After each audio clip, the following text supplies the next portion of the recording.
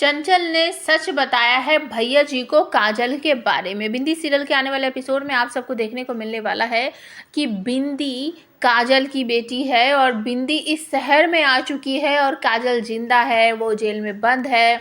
इस तरीके से ये सारी बातें जो हैं वो भैया जी को बताने की कोशिश कर रही है। हालांकि काजल ने उसे धमकी दी थी कि अगर आपने ऐसा कुछ भी किया ना मेरी बिंदी के खिलाफ या मेरी बिंदी को किसी और के पास भेजने की कोशिश की ना, तो जो आपका धंधा चल रहा है ना जेल के अंदर, वो मैं सब कुछ बता दूंगी जेलर साहिबा को। तो कहीं ना कहीं चंचल जो है वो एक तरह से डर तो गई थी, लेकिन हमेशा की तरह जैसा कि वो बाहर अपना खबरी जैसा काम करती है और भैया जी का नंबर भी उसके पास है, तो वो सोच रही है कि क्यों ना बहती नदी में मैं हाथ धो लूँ। और अगर भैया जी को मैंने काजल की सच्चाई बता दी, बिंदी की सच्चाई बता दी, तो ऐसा हो सकता है कि मेरे पास बहुत सारे इनाम आ जाए, बहुत सारे रुपए मुझे मिले। मतलब कुछ इस तरीके का वो सोच रही है कि भैया जी इतने बड़े आदमी हैं तो कुछ ना कुछ मुझे देंगे ही, जिससे मेरा भी नाम हो या फिर मुझे फ़ायदा हो। तो इसी चक्कर में वो निकल पड़ती है भैया जी को बताने के लिए और रास्ते में अचानक से टकरा जाती है वो बिंदी से।